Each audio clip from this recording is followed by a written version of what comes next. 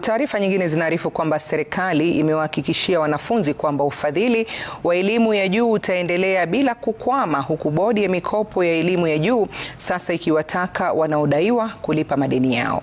Afisa mkuu mtendaji wa bodi ya HELB, Geoffrey Monari, amesema kwamba bodi hiyo imejiandaa kuharamia mahitaji ya wanafunzi wa vyuo vikuu na vile vya TVET kwenye muhula huu wa masomo. Hata hivyo, kama Mary Mwoki anavyoarifu, baadhi ya wanafunzi bado wamekwama nyumbani wakisubiri ufadhili huo. Isaac Muhia ni mwanafunzi wa chuo cha kiufundi cha PC Kinyanjui iliyoko Dagoreti. Kwa mwaka mmoja amekuwa akisubiri pesa za kugharamia masomo yake, ila fedha kutoka kwa serikali imechelewa. Wanafunzi hawaruhusiwi wengine kuingia kwa class kama hana fee card. Kuanzia hii wiki tunaenda kuregister SIDAC.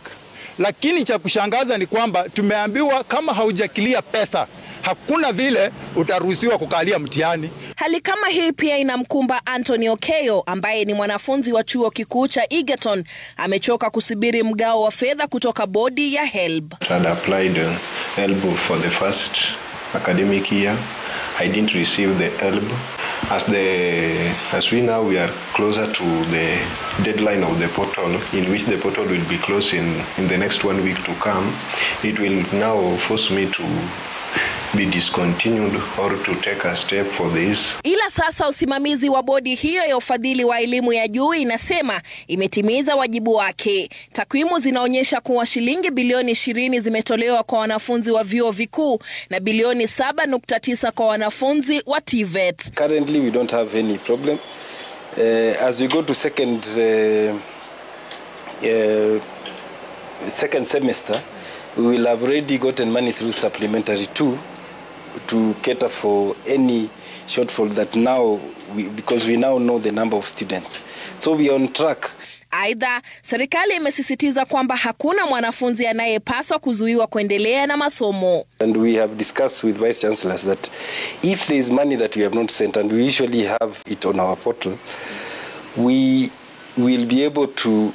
We have given assurance to the universities that money will be paid, and no student should be asked to go home or not to do exams because HELB or the university's fund has not sent either the loan or scholarship. As a government, we are doing everything possible to ensure that our students who come to the universities are supported by government. And as I continue saying, no student who deserves to be in the university and who needs to be in the university will miss. Swala la wanafunzi kukwepa kulipa HELB pia limeibuka, huku 67% pekee ya waliofaidika awali ndio wanaolipia mikopo yao, 33% wakikosa kutoa malipo.